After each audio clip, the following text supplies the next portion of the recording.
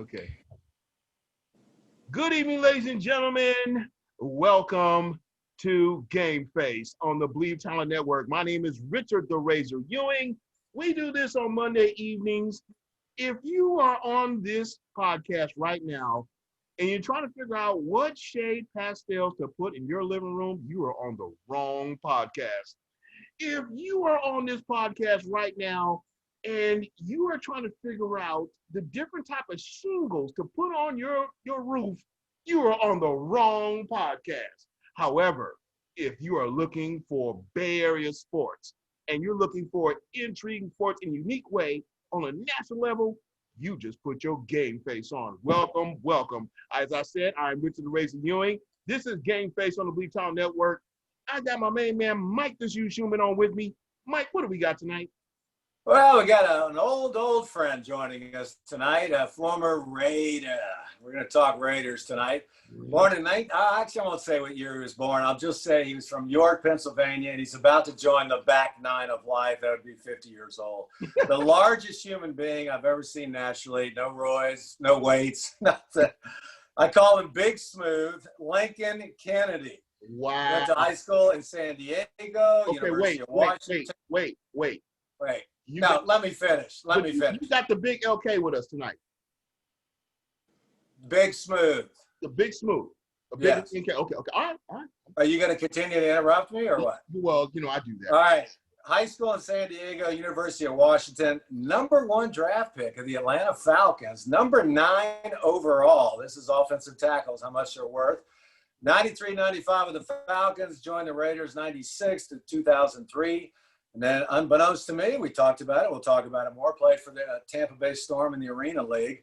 All-American at Washington, 3-time Pro Bowler, 2-time All-Pro. Played in the Super Bowl with the Raiders, as I mentioned, and lost to Tampa, and then played for Tampa in the Arena Bowl. What's the irony there, Lincoln? Big Smooth, thanks for joining us, buddy. Richard, Mike, glad to have you. Glad to be with you guys. All right, I got to ask you about this. I didn't know this. Your given name is Tamerlane Fazell Kennedy. Now, Junior. Your mom, you were born on the same day. Yeah. And I guess she called you Little Lincoln, and then that stuck, and you changed your name officially after college. So my question is, what were people calling you in college? Lincoln. Everyone knew me as everyone knew me as Lincoln. You know what's the funny story about that is that you remember when we were younger and the teacher used to take attendance out loud? Teachers would struggle with my first name. And it sounds exactly like it's spelled, but they would struggle with the first name. So I just said, look, just call me Lincoln, because that's what my mom called me. And then we expanded to Lincoln, and one thing led to another. But because I'm a junior, my dad, when he was growing up, people called him Tam or Tammy. And my mom hated that name for a boy. She was like, it just doesn't sound right. So that's how I got Link, because I was born on Lincoln's birthday, and that's the nickname cult. And, everyone just called me Lincoln. And another interesting story about that, when I got drafted, my first check from the Falcons was issued in Lincoln Kennedy. And that's not on I couldn't cash it. So I had to go down to the Social Security office, and I actually had to get AKA another Social Security card so I could have Lincoln added on my bank account and I could cash the checks. Because my contract. This will be my next bar bet. Can you name Lincoln Kennedy's actual name? I'll guarantee you nobody's going to get it. Speaking of bets, did somebody say playoffs, NBA, Major League Baseball, National Hockey League, all in full swing? And our partners at Bet Online have you covered. Of course, I love to bet on the NBA Finals. I love to bet the NFL, so I can't wait till those come up. Never did it as a player. So take full advantage of sports being back. Get in on the action with hundreds of odds, futures, and props for you to bet on. There's always the online casino as well. It never closes. Head to betonline.ag today and sign up to receive your welcome bonus on your first deposit. Again, that's betonline.ag and sign up today. Bet Online, your online sports book experts. And before we get to the Raiders, here's my Big Smooth story. Monday Night Football in Denver. We're there with ABC doing a post-game show. And the security guy, Martin White, and myself, are ready to go on the field and start the show. The guy goes, "Hey, dudes, you might not want to go out there. You might get hit by a snowball." I was like, "Snowball? What the hell?" He goes, "You ever get hit by a snowball from the top deck of Mile High Stadium?" And I said, "Oh, well, whatever." So we walk out there. Sure enough, one hits me in the shoulder. It was like a rubber bullet. There's a little battery inside of it. So they've been sitting there for 3 hours forming this thing, and then they just rained them on us. So we kind of rush off the field. I look over and I see Lincoln, and it looked like something glanced off his helmet, and it was another snowball. So he's looking. They're yelling at him. All of a sudden, Lincoln is in the stands, and I don't care how big a man Big Smooth is. You know, if you're in Section D of Mile High Stadium, I don't think you're going to have a chance. So Mike Taylor was right there. The PR guy said, "Mike, you better go get Lincoln out of there. He can take about 20 of them on, but I don't think he can take the whole section." What's your memory of that? And was it a snowball? I think it hit you in the face, didn't it? Yeah, it did. There was a snowball. I turned around, and, you know, we lost that game to Denver in overtime. And I can't stand the Broncos. So I was mad. You know, they busted off a long run to end the game in overtime. And I was like, okay, all right, we're done. So I'm walking back, and all of a sudden see the snowballs rain, and people running off the field, teammates running off the field. And I said, you know what? I'm tired. I just played 5 quarters of football. I'm not running anywhere. You know, so I'm walking back, and I see this guy, out of the corner of my eye, just wind up and throw a snowball, and it hits me right in the bridge of my nose, right in my helmet, and on the bridge of my nose starts bleeding. So I lost it. I was you know, yelling as you mentioned, and, you know, back in the old Mile High, they had that sort of chain link fence that was behind the benches separating. And at first I went over there, I was going to try to climb over that, but then if I would have went on that, it would have been like Godzilla. The whole thing would have collapsed on the people who were trying to get out. So I went around the gate, and the guy is still throwing snowballs, and I make my way over to him. And I had no intention initially of doing what I did, but when I got there, I lost it even more. So I got there, and I said, "Look, you broke the skin on the bridge of my nose. Stop throwing snowballs. Stop acting like a jerk." And he grabs my face mask, and he's intimidated, and he says, "You know, get out of here, you bleeping Raider." Oh. Knocked him out. Oh. One hitter quitter. One hitter quitter. So then his brother stands up, says, "Hey, you can't hit my brother." Pop. Knocked his brother out. Unbeknownst to me, you know, this was a corner section of the stadium. Going up the stairs, they were right to the right. To the left, there were like 3 rows of Raiders fans. And so the Raider Nation just rushed over there. There was a mini. They were just getting everybody over because they saw me up there. And then of course I was pulled. I can't remember which one of the PR guys was on my arm because I was about to swing again. Somebody was coming in my face, and one of my PR guys was hanging on my arms like, "Leave, Bill, don't do it." I was like, "Oh man, I really felt myself." I went back down the stairs, and I went in the locker room. A couple minutes later, the security came in. Police actually was, and they said the guy wants to press charges because they asked me straight up. They were like, "Did you hit?" I said, "Yeah, I was assaulted by a battery." And I showed him the cut on the bridge of my nose, a snowball. And he says, "Well, the guy wants to press charges." I said, "Okay, that's fine, officer. I'll gladly go with you." I said, "Let me just tell my coach." I said, "You can grab my stuff. Oh, just so you know, if I go with you, I'm suing the police force, I'm suing the security, I'm suing the stadium, I'm suing the city of Denver because I wasn't protected. And I'm showing you proof that how the assault happened." And so they were like, "Okay, well, you know what? Let's just check with our supervisor."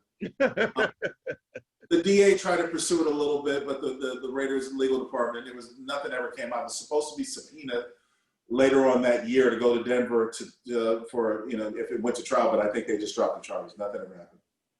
Wow. I had no idea the Raider fan was there. So yeah. I tell you that, in Lincoln, I tell you something. That's kind of the reason why you're here today, because that's one of the amazing stories we were hoping to get out of you. So thank you very much, and that was very detailed. I will say this much: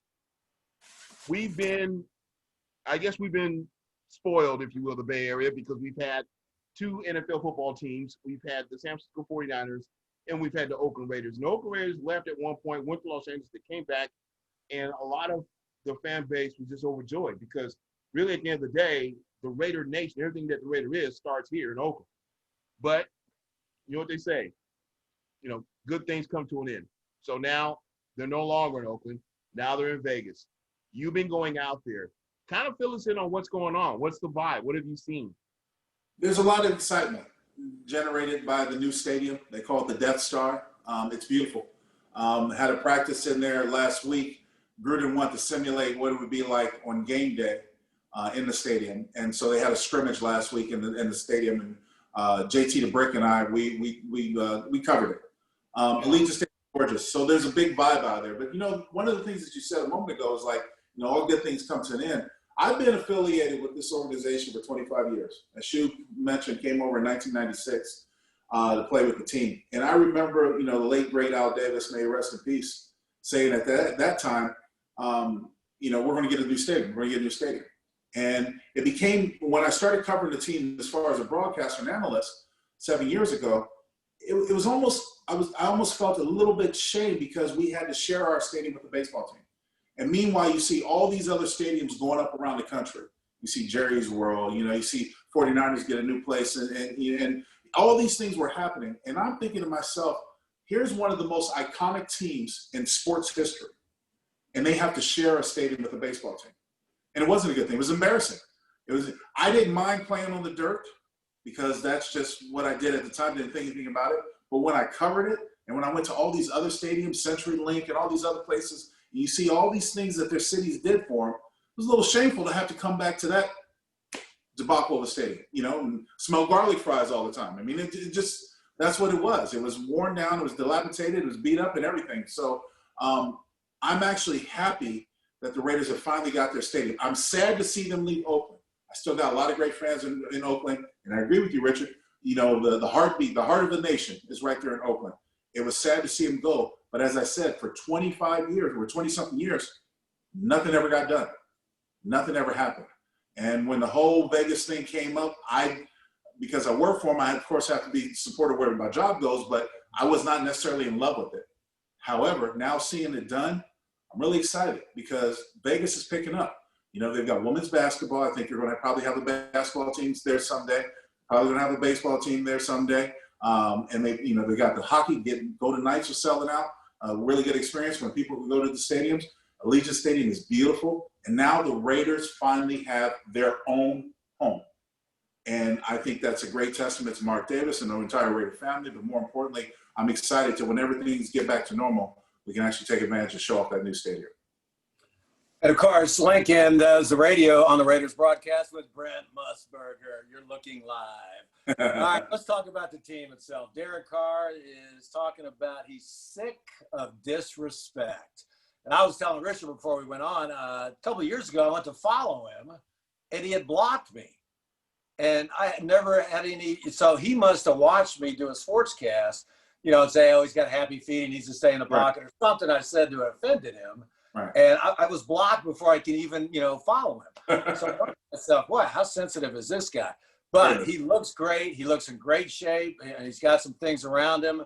What's your take on him with Marcus Mariota behind him? What's your take on that quarterback position? And Derek looks like he's out to prove something this year. Well, I mean, I hope so. Because, you know, when I heard the comment, I'm tired of being disrespected, the first thing I thought was like, dude, if you're tired of being disrespected, earn it. Play better. You know? Yeah. The thing is that, you know, I had some of those Twitter thugs try to come at me and be like, well, statistically, I'm like, look, I'm not about analytics. I'm an eye test guy. And the thing is in this league, because we're in a performance-based business, what does it come down to? How many times you win? That's what it comes down to. And I know the defense wasn't the best last year or whatever, but now for the sake that what Derek Carr is speaking on, there's no more excuses. He's got a running game. He's got an offensive line. He's got a plethora of wide receivers. Now and as the orchestrator, he just has to make it happen. So, you know, I've told people before, it's not like he was playing sloppy in the past, but they just weren't winning. So, you know, when Gruden got their first year, they went 4-12 and then 7-9 last year. I expect them to take a next step, possibly 9 wins, maybe 10, depending on how it goes. I really don't know how this whole season is going to go with the COVID and the way things are kind of shut down. But with that being said, you know, you don't have to look far to see what the pinnacle or the idea of success is, because they're in the same division, the Kansas City Chiefs. So until you're able to get over that hurdle and until you're able to challenge them in part of the AFC, got a lot of work to do.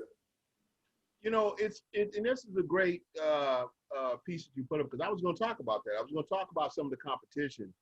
I was just reading today, apparently, I guess, Tyrell Williams has got a labrum tear. He says he can play through it. And this is a year that's not like any other year. This is a year where, the COVID-19 has totally, caused, the way operations are being held in the NFL, particularly with the Raiders. So when you look at that division and you say to yourself, okay, yeah, Carr's had, some issues. But the one thing about Carr, and the reason why I am going to stick up for him here, is because I consider the fact that Carr has had to deal with placement of different coordinators. And we've seen what happened with first-string quarterbacks when coordinators change. It changes their whole perspective on how the game is played. Sometimes there's not a lot of balance. He did have the injury to 1 year. So, I mean, my whole deal with Carr is that, do you think this is the year that he can capitalize on the fact that, one, the COVID-19 is going to change things? It's true. They're still looking up to KFC.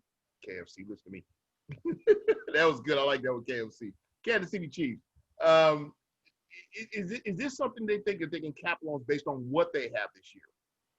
Well, you talk about the positives. It's his third year with Gruden. Okay? And understanding Gruden's philosophy. And now, mind you, Derek understands Gruden's offense to the nth degree. And because Gruden, a little insight about Gruden's offense, Gruden will always give you a quarterback an option to go somewhere with the ball. You will always have it. If it's not your main priority receiver or second option, there's a check down. And so Derek last year used that almost, in my opinion, a lot of times almost to his detriment, because he wasn't really looking downfield. And then he created such a relationship with Waller and Renfro that when later in the season, people knew their tendencies. So he wasn't looking at a lot of other receivers. He was predictable. The offense was predictable. And then when Jacobs went down, they didn't have the balance of the run game, the consistency of the run game. And so that was hard for them to capitalize on. With all that being said, still looking forward to this season, the fact that they got Ruggs, who's a speedster, who's a stretch to field, that should open up opportunities for, Gruden to either go 5 wides, or we've seen them because they brought in Witten, they'll probably go 3 tight ends. These Foster Moreau, these guys come back in, and Gruden's still old-fashioned. He's got a fullback, Alagingo, that he wants to run behind and run out of that sort of package. So he can have a number of things that he could change up. It's going to come down to Derek executing and understanding. And to me, it's a level of trust. And what I mean by that is that a couple of years ago when Derek broke his ankle in the Indianapolis game, that affected him up here because then the offensive line was going a little through turmoil, wasn't inconsistency. And I understand when he got hit. He was on his way probably to challenge for an MVP that year. That's that good of a year. And then when it was all said and done, nothing to show for it, ousted the first round against the Texans. So coming back, the offensive line had problems. And that was Del Rio's final year. Took a lot of hits, a lot of sacks. Gruden came in and just totally revised this whole roster, turned it over. Didn't have what you think, but they committed to him as far as a franchise quarterback, and then they started putting pieces together. And this is probably the most complete offense that I've seen since I've covered this team.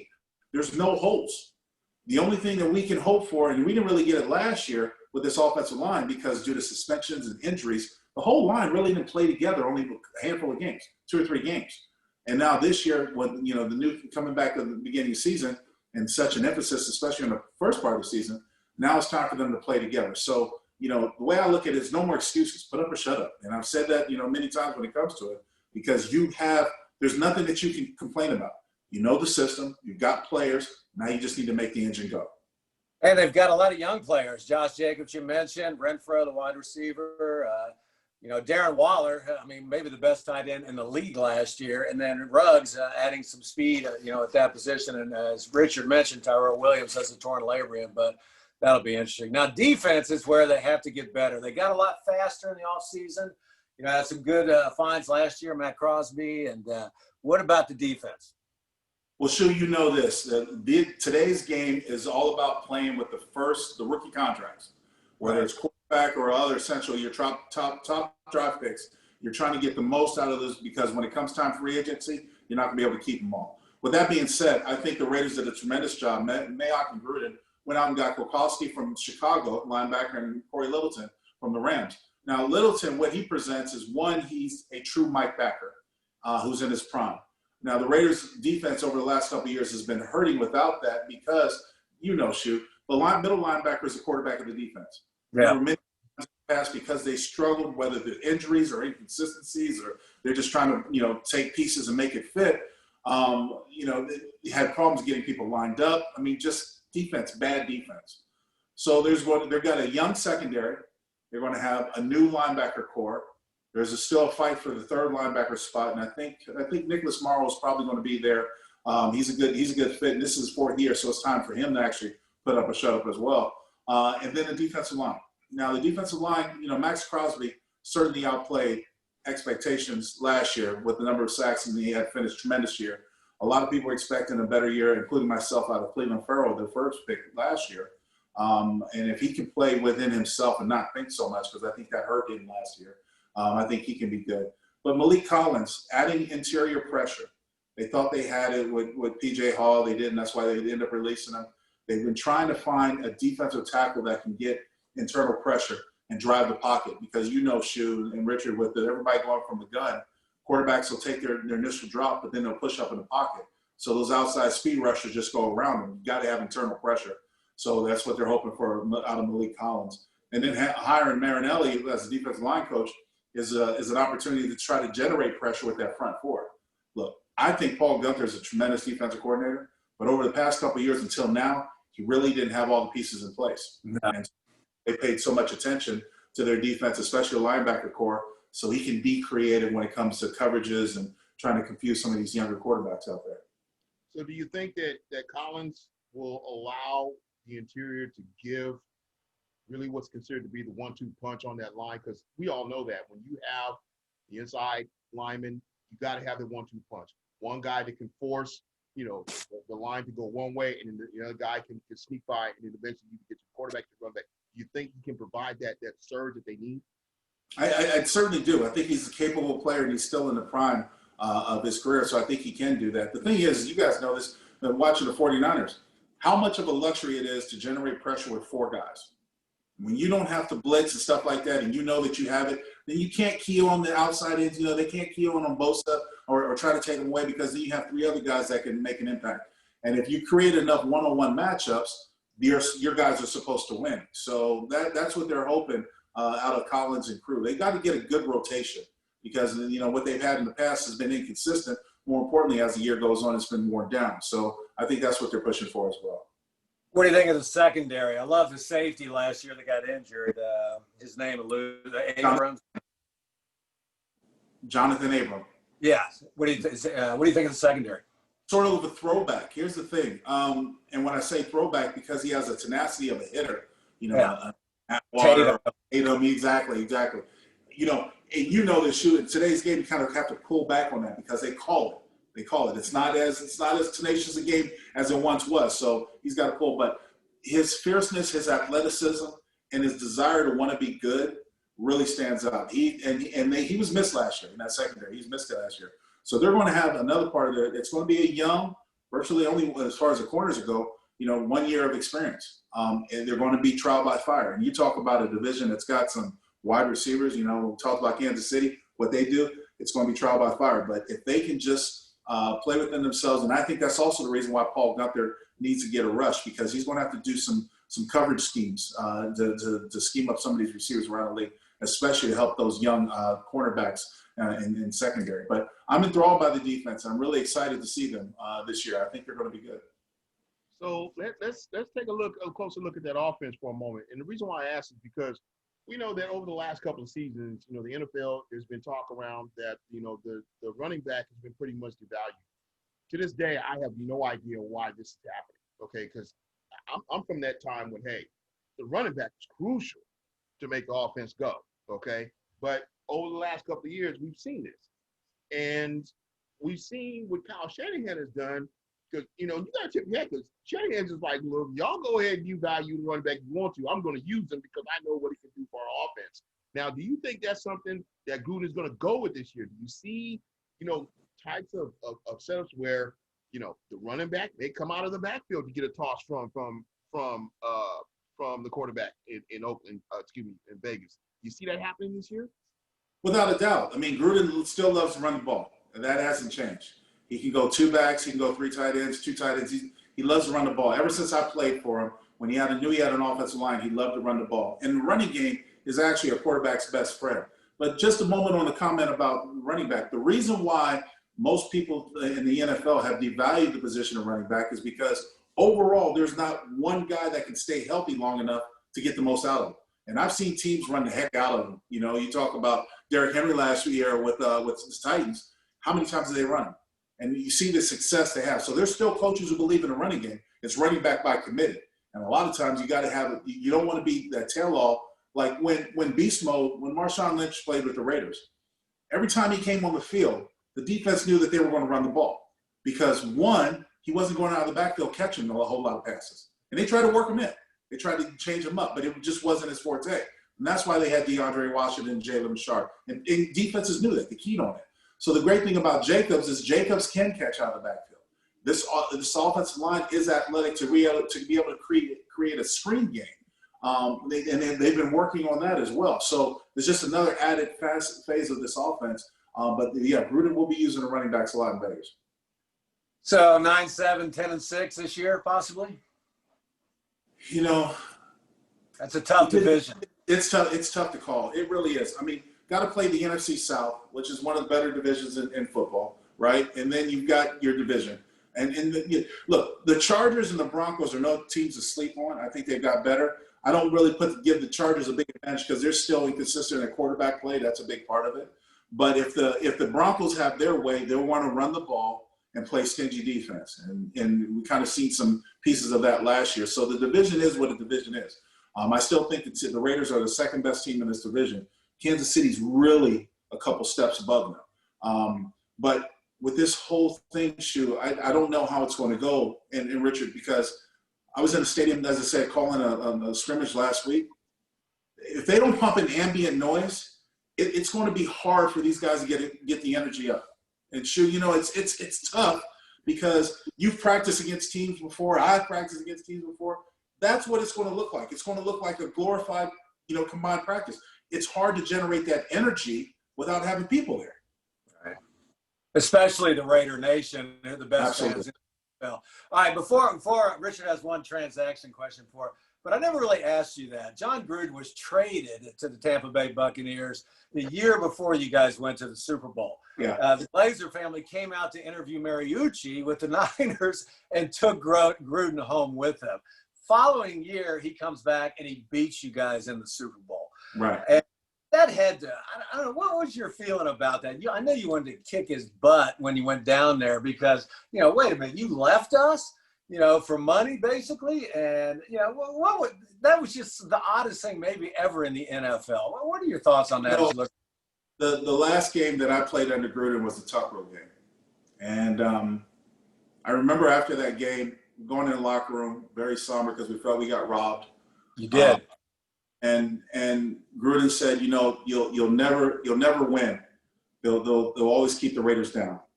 And, we thought the conspiracy about the refs, all that time it took for the rule and everything else. So I remembered a couple weeks later getting a phone call from Mr. D. And he told me, he said, I never liked teams interfering with coaches under contract. He said, Tampa Bay came to me and made me an offer. They wanted Gruden. And I thought that this was his words. He said, I thought that I put the stakes high enough to where they wouldn't agree to it. Wow. I have choices, money, and everything else. And they did. They agreed on it. Wow. And so I got this phone call when I landed in Hawaii for the Pro Bowl. And I was just like, and Timmy was there and Rich was there. And I was like, did you hear what happened?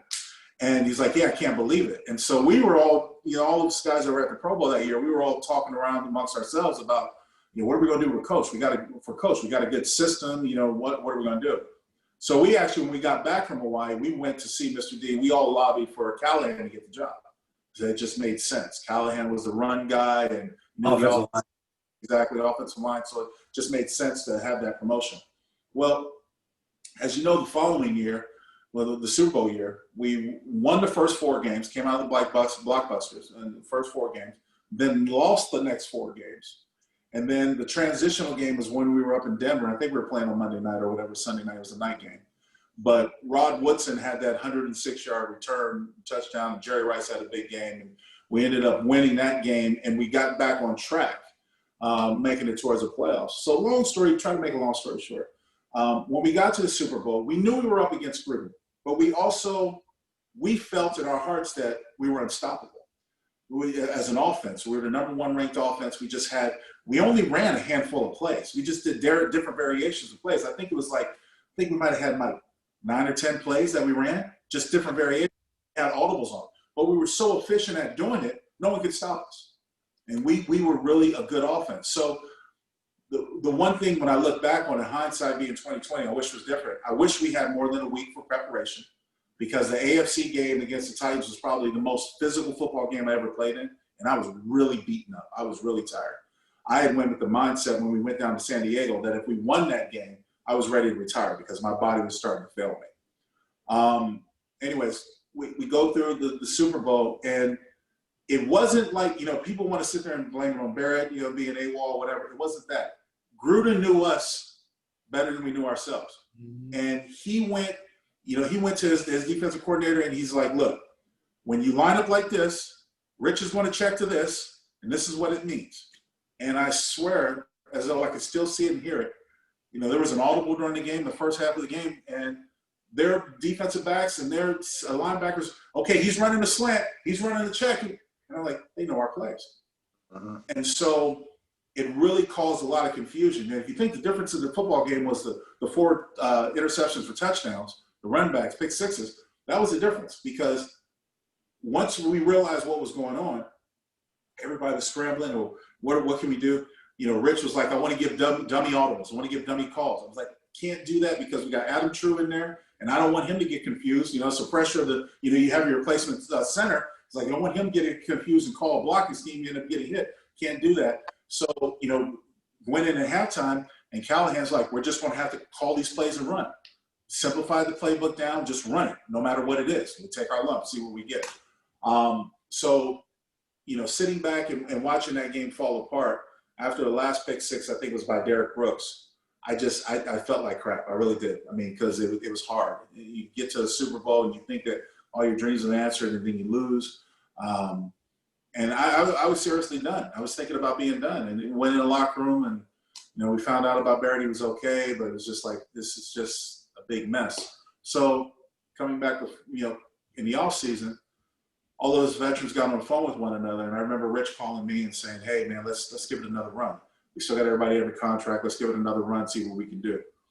And Callahan's feelings were so hurt about what had happened, he wanted to change the whole offense in the spring, change up everything.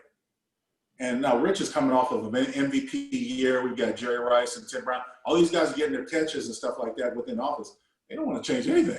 You know what I mean? So it's kind of in spring was a little bit of a debacle, but the team fell apart the following year, my last year, when Callahan imploded and when he went on TV and said we got to be the dumbest team in America.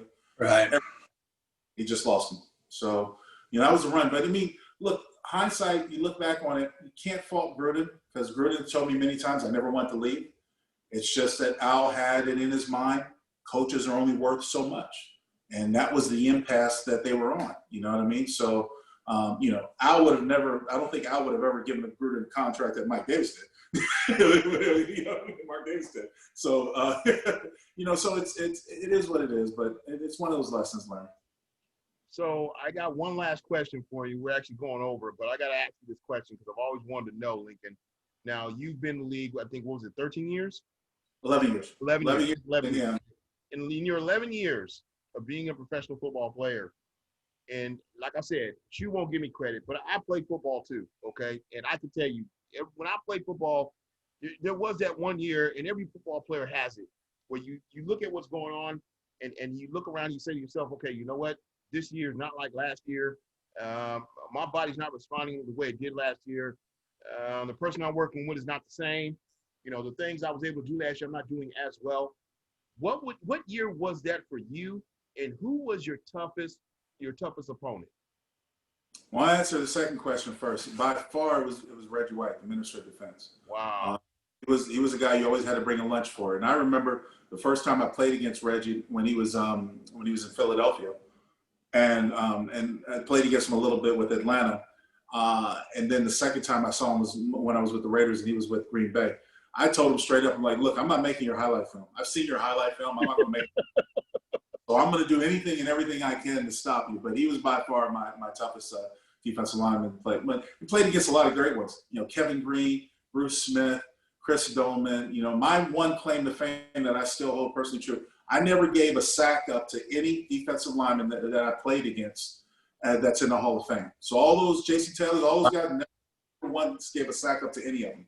But now the answer to your first question, I was prepared to leave after a Super Bowl year. If we had won the Super Bowl, I was ready to leave. The game had slowed down to me to where I could see everything in front of me. I was as dominant as I needed to be to get the job done. Wasn't getting beat. You know, we were running the ball effectively, which I loved. We were, you know, my quarterback hardly got touched. I mean, it was great times. Everything was just was there for the taking. I was ready to ride off in the sunset, a champion. The final year I came back, I allowed those guys to talk me into it, even though my body was starting to break down. And my mind was starting to go. And what I mean by that is that because my body was breaking down and the recovery time was getting shorter and shorter, it was harder and harder to recover, I was doing a lot of painkillers. Was doing a lot of cocktails of painkillers to keep myself on the field. And then it was a game towards the end of the year where I tore my tricep in a game. I heard it pop. I think it was against the Packers too. And they told me I had a torn tricep. And I was like, you know what? I'm done. I'm finished. You know, it was done because when I turned on film, I didn't recognize who was playing because I was doing so much to get on the field, painkiller wise, addicted to painkillers. It was hard for me to recognize who was playing and remember. And I was married at the time, and I remember, you know, coming home one time after a game, and I was just laughing hysterically because I was higher than a kite. And my mom was like, you know, she said, "Is it worth it?" She's like, "We got kids. Is it worth it?" And I was like, "No, it's not. It's a game, and I've got the rest of my life, and I want to."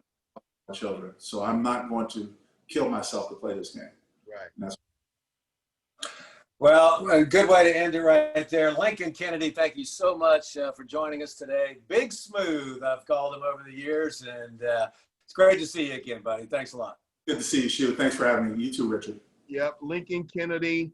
I still call him, you know, the big LK. Thanks for being on. And this is Gameface. So I'm here to tell you, if you want to come in next week, you can. We'd love to have you. But if you do, you better have your Gameface on.